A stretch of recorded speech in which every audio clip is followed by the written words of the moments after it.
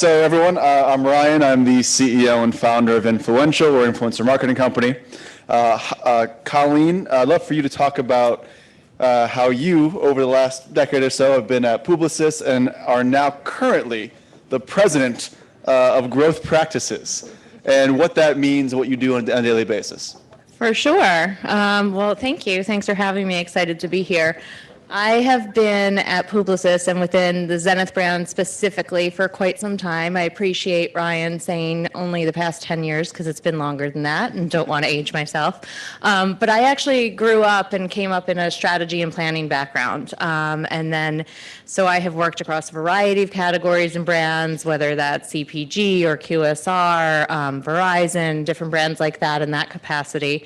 And then I moved into a role where I was serving as client leader, so responsible for our end-to-end relationships across a variety of clients in the beauty field, the financial field, and others, and the managing director of our New York office. And then I took on running our commerce practice, which was fairly nascent. And so I've been doing that for probably, I don't know, the past 3 or 4 years. And then I've recently shifted into this new role, which is president of growth practices. And really what that is for us is I'm now overseeing our commerce practice, so retaining that, but also adding content and multicultural to the mix in terms of what I'm overseeing. And the reason that we've kind of brought all those practices together is because we've seen such synergy across them, right? So if you think about multicultural and the younger diverse audiences that are increasingly important to our clients and are the future of the population, they have such an impact on culture, which is inherently influencing content and partnerships and what we're doing and the type of creators we're going to be working with. And then you think about commerce and the acceleration that we've seen since the pandemic when we look to the East and we see what's happening in Asia and China, and just how social commerce and live streaming are all becoming increasingly important. Having a view across those three practices, how they can complement each other and work together and ultimately drive business for our clients, that is what I am now tasked with. So you were, for years, leading commerce. Now you obviously lead it in an elevated capacity. How has it evolved for social? So now the whole discussion today is about creators, commerce, content, all forms of measurement. But have you seen it, for example, I think you have multiple pillars you speak about. And if you could kind of walk through how you think about it's evolved and what those do, and really start kind of down the list, what's the best way to marry content, creators, and commerce? For sure. Well, I think, everyone in this room probably has bought something, from a social channel. TikTok made me buy it is certainly real. I am certainly a victim to it myself, as well as anything that I'm seeing in my feed on Instagram or whatnot. But I think, one of the ways that we think about social commerce is actually that it isn't necessarily just about driving to that immediate purchase. So shortening that funnel is certainly a benefit of it. There's almost kind of 4 categories that we think about. So the first being discoverability, and that social is a place now where people are able to discover brands in different ways, where they're able to learn from influencers or creators that resonate with them more and inspire them to either search more or potentially buy. And I think, we've all seen the stat that 40% of younger audience searches are not happening on Google or Amazon. They're actually happening on TikTok, right? So that's the discoverability component of it. The second is social commerce. And when you think about that more in terms of like a Facebook or an Instagram, and obviously there's the ways to, purchase direct from retailer or through third party and the connections there. But again, this is the place I see it, I want to buy it, I can take you right to the experience and do that. Video commerce is kind of the 4th pillar, which, could be social commerce, but is unique, and that's about shoppable video. And then I think the 4th area that we're looking at, which is still fairly nascent here, is live commerce. And so live streaming commerce and how that's going to continue to evolve. And we've got clients that are playing in all aspects of the spectrum, some that see this as, big boons for their business, some of our entertainment clients, and some that are, just testing the waters. But what we are seeing is that, it's important to get there and to start learning, because it's only going to continue to grow. And we even, sorry, but we even see that, from if I wear my commerce hat for a second and you even link it to the retail media networks, their offerings now are expanding, right? So their offsite offerings that are part of what our clients are buying and how we're leveraging their data to buy are including social platforms, and they're including things like partnerships with TikTok or Instagram or Pinterest now. And so it really is permeating across the board, whether it's brand dollars or what maybe were traditionally called lower funnel or shopper focused. And the evolution is happening as we speak. So I'm fortunate to be on the Global Partnership Council for Meta. So we had a Meta thing last night and this morning, they're showing us the newest ad products. And while they are going to continue to get more and more easy to do checkouts, what we're seeing is like 15-20% better conversions using, like, if you guys are on Instagram, you might see like that little button that looks like someone you can shop buy per Instagram, or you can actually have it be where the things pop up with like little descriptions in the content. And that we're seeing a complete change where it used to be driving people off site. They want to keep everybody in the same place, in part because there's also a meta pay play, kind of like Apple. So yeah, I think we've just seen the first parts of it. And then for those that are TikTokers, there's integrations that are happening there, and then they're actually leaning in, we'll talk about in a minute, the live streaming, live shopping of the world. So yeah, we're in this, I think, third or fourth inning of the creator economy. It's a it's a pretty big range here, $8 to $16 billion TAM, total addressable market. So we're just seeing what's going to happen over the next 3 to 4 years. And for consumers, I don't know about you, but yeah, they probably get me for a few $1,000s a year in random ads. I shouldn't buy things. And it works, and that's the point. You spend, the attention economy makes you spend more time where you want to, browse and see your favorite creators. And when you spend less time watching linear television, you're going to be on social, and that drives to behaviors. And if it makes it easy to check out, then checkouts happen. So. Exactly. I think my doormen have no longer needed to go to the gym because of the number of boxes showing up at my house from shopping on social alone. So. I love it. Well, we're going to so we talked a little bit about commerce and creators. Let's talk about content and creators. And you mentioned a little bit before about diversity and youth. Talk about, I guess, how when you're creating content for your brands using creators, what are the things you kind of check the box for and say, hey, this is why you don't just go with a production house doing something and you activate XYZ mom blogger or DIY person. Talk about kind of what you guys have done in the past.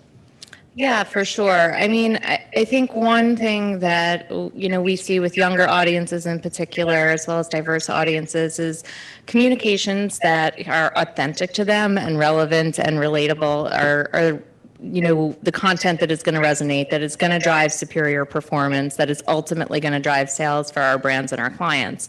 And so when we're doing a lot of influencer work or creator work, we keep that in mind from a casting perspective, and we make sure that we're casting with a lens in mind to make sure that we have diverse representation.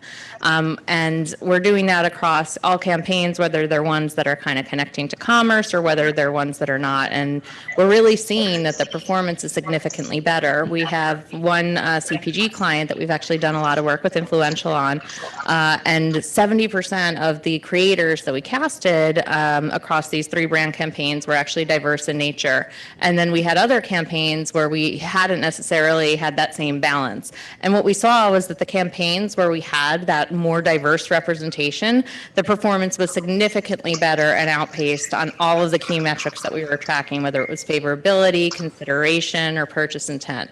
So having that ability in the creator economy to actually be able to get your message out there in an authentic way that is going to resonate with people because it feels more personal is definitely something we're seeing drive success. Another, example that we had done and that I was happy to have worked on was the Little GIF project, and that was a campaign that was largely, done on TikTok, but it centered around the idea of there's a lot of debate around rap happening on social channels and media, and there was a lot of talk too that peanut butter, helped some old school flows sound a bit more new school in that regard, and so we created a hashtag challenge for that, and we made sure that we had the diverse casting that was in place for it. And so when we did that, we launched the campaign. We got over 7 billion views in like the first week. The campaign killed it. It won 7 billion? billion. Wow. B. One FEs, drove share growth, drove on all the key metrics that we were looking for. And while we don't have a control in that situation, I doubt the performance would have been as strong as if we hadn't had that diverse approach to it, because that was allowed us to attract consumers across varying aspects of the spectrum.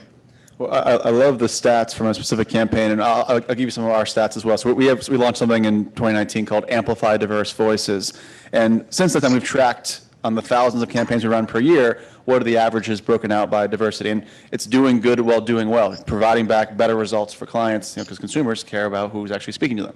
I'll give you some stats. So 90% of all the campaigns we're running right now have at least some diverse creators. About 50% of campaigns have at least a majority, kind of like your campaign, for their activations.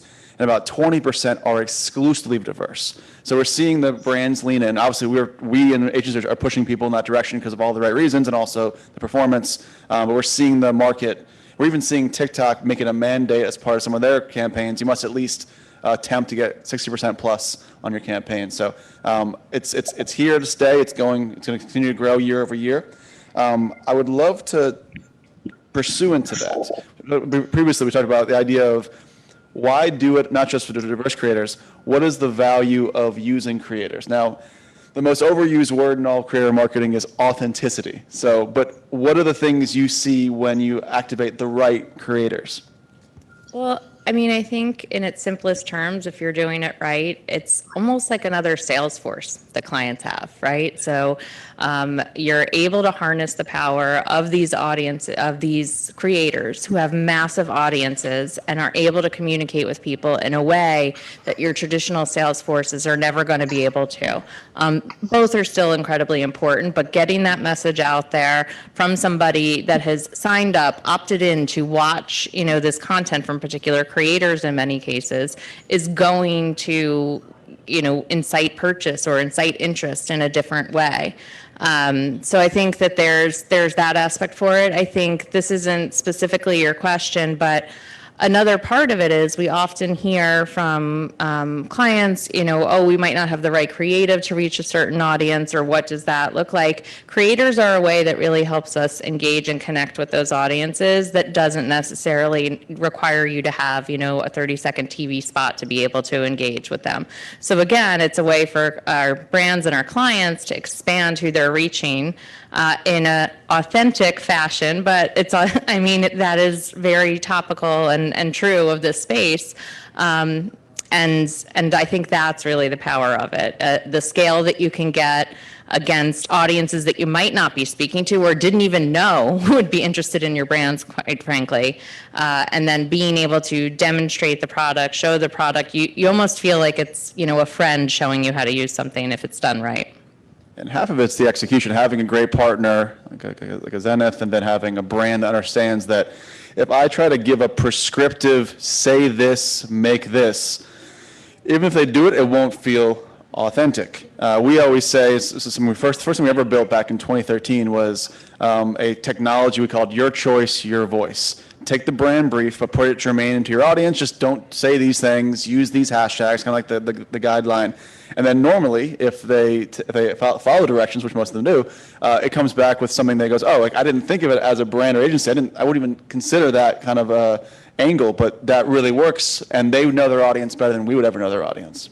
I think that's so interesting, and you hear that a lot from creators all the time, like give us the freedom to be able to take the message and put it into our own words. And certainly there's still, lines that can't be crossed, but I think there's a balance, right? And so it is the brand brief and the no-go zones. And then it's also about partnering with companies like Influential and influencer experts to then really vet the influencers you're going after. Who shares the brand values? Like who perhaps authentically is already a fan? In our case with the Little Jif project, Ludacris actually loved Jif and loved peanut butter. So that was great.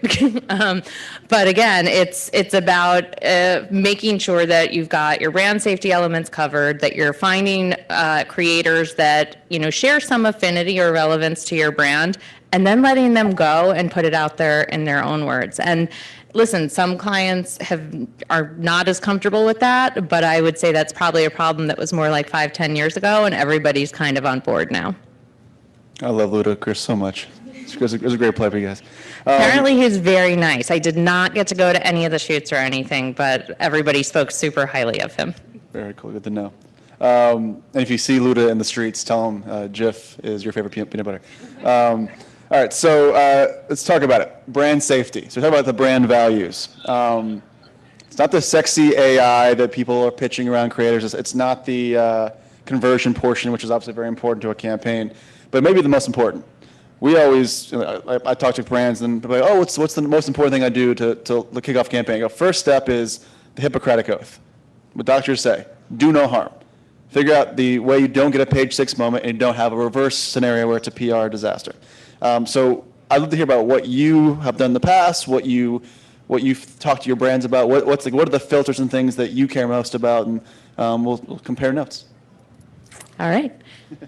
Well, I agree. Do no harm. And obviously, I think, that starts with making sure that you're not in any offensive or hateful content and putting all the right brand safety parameters and guardrails in place in that regard. Vetting the creators that you're working with and, doing the checks on them to make sure there's nothing unexpected there. There have been cases where we've gotten fairly far down the line, not with influential, in influencer selection, but something's popped up that didn't show up maybe in the initial screening, and we've swapped them out immediately because that's a risk that you can't take. There's that element of freedom and creativity that you need to embrace, but there's also a responsibility that we have to our clients and our brands to make sure that they are still showing up in places that they're comfortable with, that their consumers are comfortable with, that isn't going to hurt their business or cause them backlash.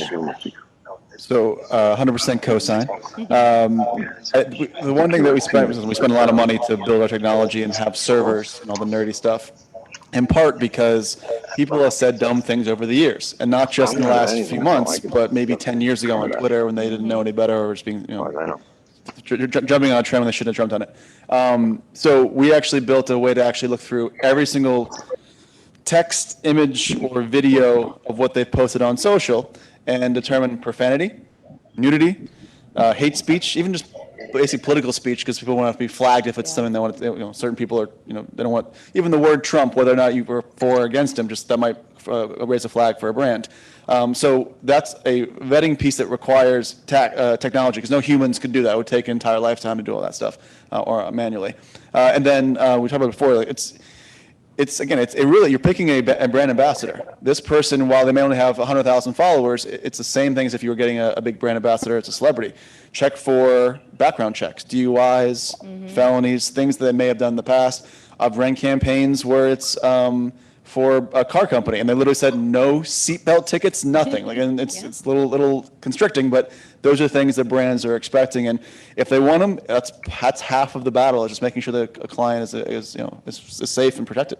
For sure. I think technology is really key in that regard, and is also probably one of the unlocks that's helped the space grow so much, right? Because to your point, like if you had to manually go through and check every single thing, you're going to miss more. Whereas now technology is very much helping to de-risk and making it a safer play to get involved in the space.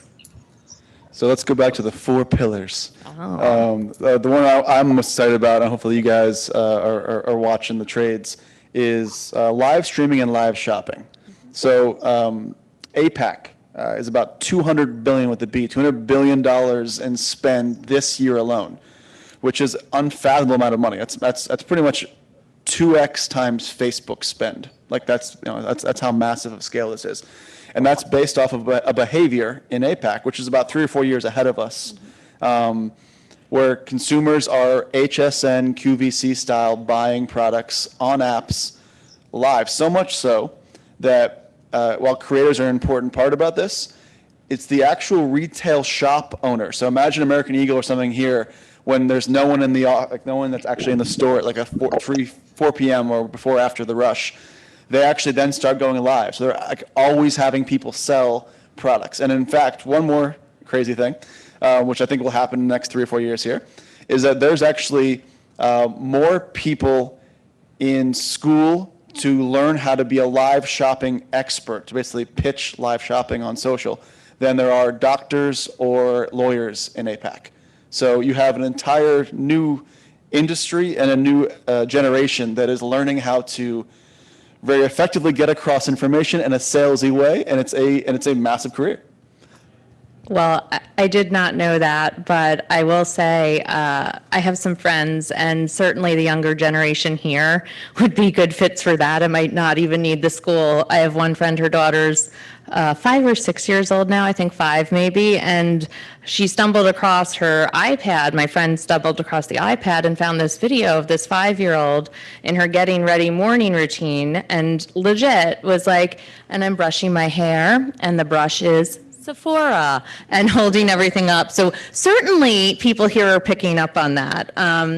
Listen, I think that China in the East is certainly ahead, and you can debate how many years it will take. I think if you want to look at like a harbinger, look at the rise of streaming in part, right? The acceleration that we're seeing there, the plethora of new offerings and how consumer viewing behaviors are changing, and naturally kind of the evolution and starting to figure out what that looks like, what are the right shoppable environments, and how does live streaming fit within that is going to follow.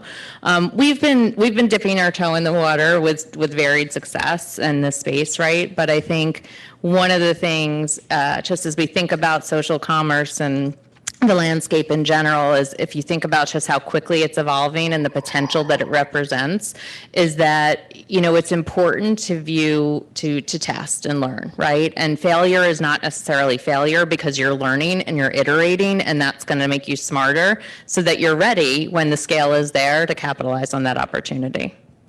And whether it's around live shopping or live streaming or otherwise, I guess, how do you think for your clients and for the things you guys are building for your teams, how do you think about each platform? So there's still 5 to 7 major platforms, and some of the more recent ones that are TikTok's obviously newish. YouTube Shorts is brand new. Meta has new offerings. So when you think about the platforms, are you telling brands it's based off of audience, it's based off of content, I guess sound? Like how do you approach talking about platforms to your clients?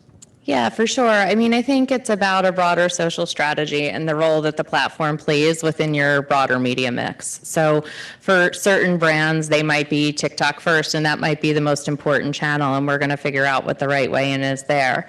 Facebook and Instagram still have a lot of scale, dominate a lot of the commerce space. So, figuring that out for brands. But I don't think there's a one size fits all, because again, it goes back to even what we were talking about in regard to how you're choosing creators. Well, the type of creators that are going to resonate, the type of content that your consumers and your products perform well in, that's naturally going to lend itself to certain platforms over others. And that'll be ultimately how we determine who goes where and what. And one of the ways that we determine where the dollar should be spent is beyond the audience and type of content. There are certain platforms that are better at measuring conversions. So the online and offline worlds. We mentioned kind of the commerce piece to that, and that's a lot of online kind of point of sale moments on your phone. It's a whole offline piece as well. I'd love to ask you, how important to your clients are the offline? And so for those that aren't aware, like what you can actually measure through creators plus paid media.